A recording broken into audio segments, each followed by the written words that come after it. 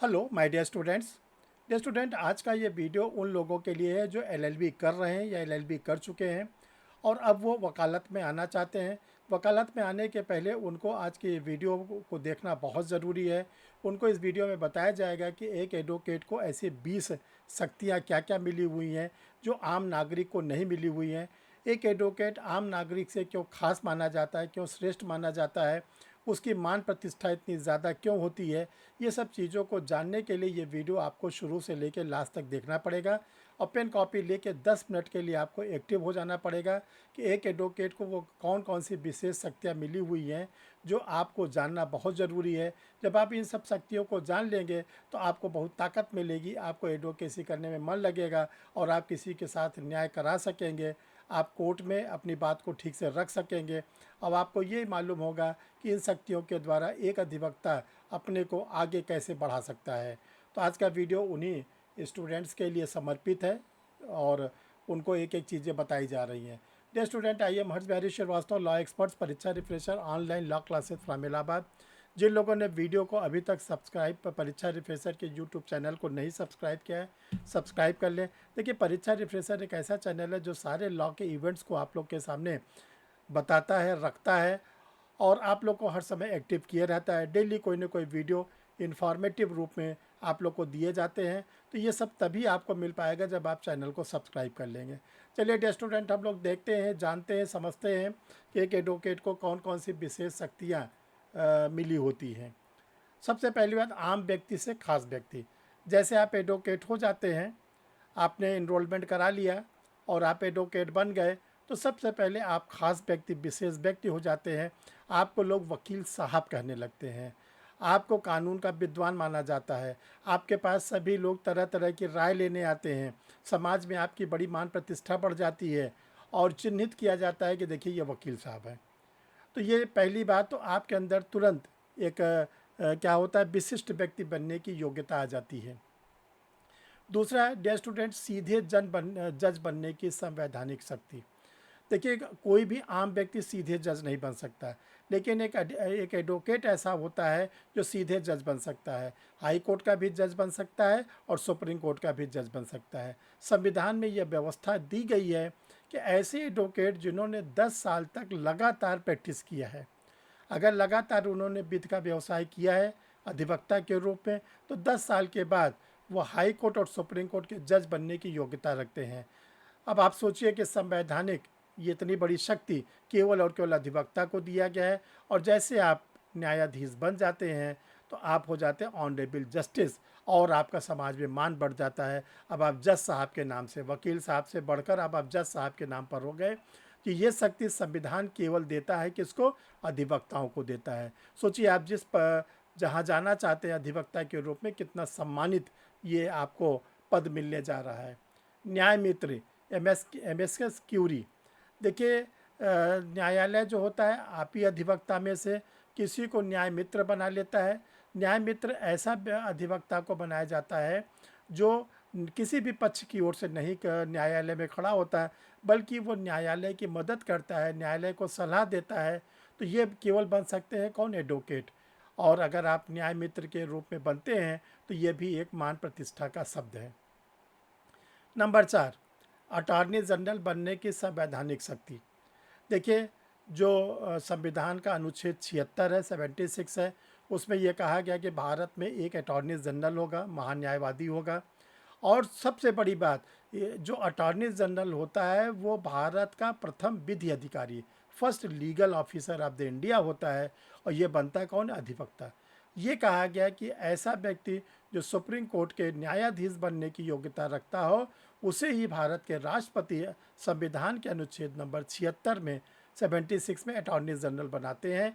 यानी कि 10 वर्ष के एडवोकेट वाले व्यक्ति को संविधान के अनुच्छेद 76 में राष्ट्रपति के द्वारा अटॉर्नी जनरल बनाया जाता है। बहुत ही सम्मानित व्यक्ति, भारत के प्रथम नागरिक। और आप भारत सरकार की कार्यपालिका, न्यायपालिका, विधायिका में मदद करते हैं। और साथ साथ अटॉर्नी जनरल एक ऐसा व्यक्ति होता है जो न तो लोकसभा का सदस्य होता है, न राज्यसभा का सदस्य होता है। इसके बावजूद भी वो लोकसभा में जा सकता है, राज्यसभा में जा सकता है, बैठ सकता है, बोल सकता है केवल मत देने का अधिकार उसको नहीं रहता, क्योंकि वो सदन का सदस्य नहीं होता। इतना सम्मानित पद आप अधिवक्ताओं को ही मिलता है। इसी प्रकार राज्य में भी संविधान के अनुच्छेद 161 में राज्यपाल गवर्नर महोदय को यह शक्ति दी गई है कि वो किसी एक एडवोकेट को महाधिवक्ता एडवोकेट जनरल बना सकते हैं। जो महाधिवक्ता का पद होता है ये भी सम्मानित पद होता है, संवैधानिक पद होता है। यानी 10 साल का एडवोकेट जो हाई कोर्ट के जज बनने की योग्यता रखता है, उसे महामहिम राज्यपाल के द्वारा राज्य का महाधिवक्ता बनाया जा सकता है।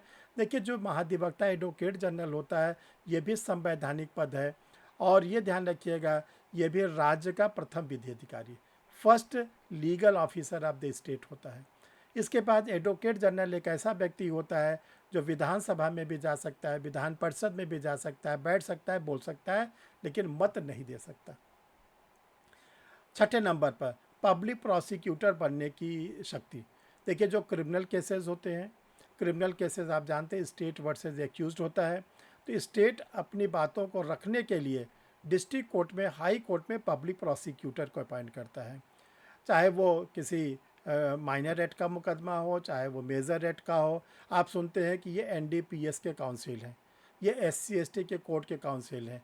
तो ये जो लोक अभियोजक बनते हैं, अधिवक्ता लोग ही बनते हैं, जिनके 7 साल की वकालत होती है। उनको राज्य सरकार अपने केस की पैरवी करने के लिए हाई कोर्ट में और साथ साथ डिस्ट्रिक्ट कोर्ट में लोक अभियोजक अपॉइंट करता है।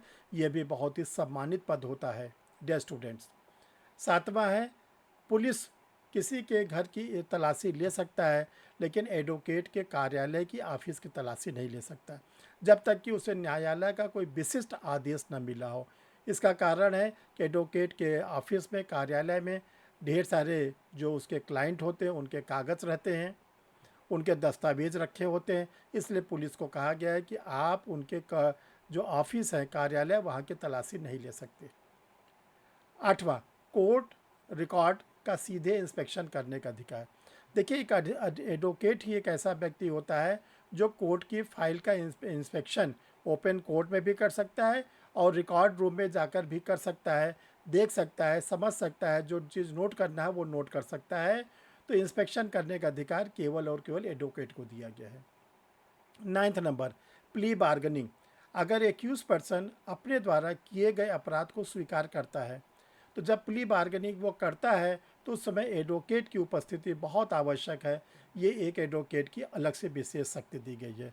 10वें नंबर पर देखिए, ये कहा गया कि अगर कोई व्यक्ति एडवोकेट को किसी कानूनी कार्य करने से रोकता है, बहस करने से रोकता है, न्यायालय जाने से रोकता है, तो इसे अवमानना माना जाएगा, कंटेंट माना जाएगा। और ऐसे व्यक्ति को जो ऐसा कृत्य करता है किसी अधिवक्ता के साथ, उसे कम से कम 6 माह की कारावास की सज़ा या 2000 रुपया तक का जुर्माना दिया जा सकता है कंटेम्प्ट ऑफ कोर्ट के लिए। 11वां नंबर देखो डियर स्टूडेंट, नोटरी और ओथ कमिश्नर बनने का विशेष अधिकार। जो नोटरी होता है ये स्टेट गवर्नमेंट के द्वारा अपॉइंट होते हैं, ओथ कमिश्नर भी स्टेट गवर्नमेंट के द्वारा अपॉइंट होते हैं। ऐसे लोग जो 10 साल के एडवोकेट हैं, या अगर वो अनुसूचित जाति जनजाति या महिला है जो 7 साल के एडवोकेट है, उसे राज्य सरकार नोटरी अपॉइंट करता है किसी भी डॉक्यूमेंट को सर्टिफाइड करने के लिए या ओथ कमिश्नर के अपॉइंट करने के लिए। ये भी बहुत ही सम्मानित पद होता है। 12वां लोकल कमीशन नियुक्त होने की शक्ति। देखिए, न्यायालय घटना स्थल पर नहीं जाता।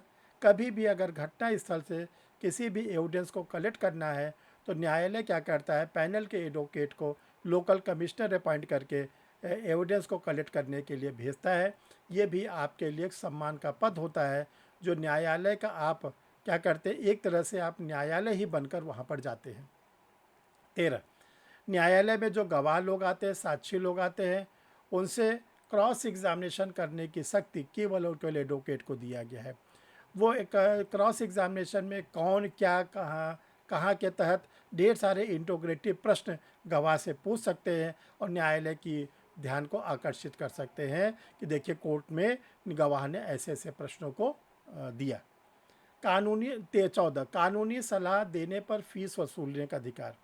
अगर आप एडवोकेट हैं, आपके पास कोई पीड़ित व्यक्ति आता है, वो आपसे कोई कानूनी सलाह लेता है और आपने वो कानूनी सलाह देने के बदले में फ़ीस उससे अगर वसूला है, तो ये केवल अधिवक्ता को ही शक्ति है और किसी को शक्ति नहीं है।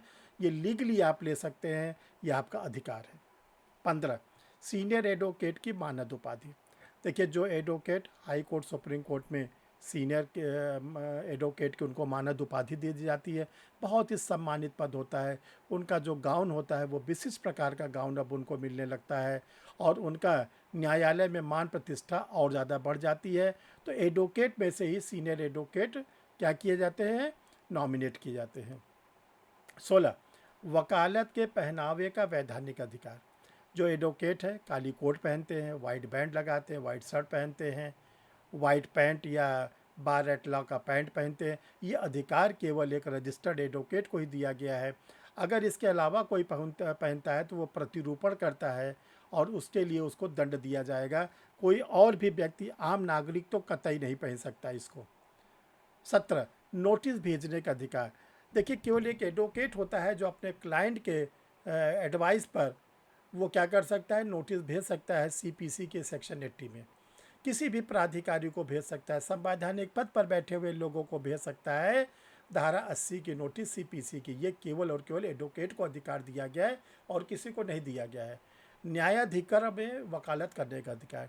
देखिए, जितने ट्रिब्यूनल बनते हैं, चाहे वो रेलवे का ट्रिब्यूनल हो, चाहे सेंट्रल एडमिनिस्ट्रेटिव का ट्रिब्यूनल हो, लेबर ट्रिब्यूनल हो, वहाँ पर जो एडवोकेट होते हैं उनको वकालत करने का अधिकार दिया गया है कि आप वहाँ पर जाके वकालत कर सकते हैं। 19वां, अदालत के बाहर समझौता कराने का अधिकार।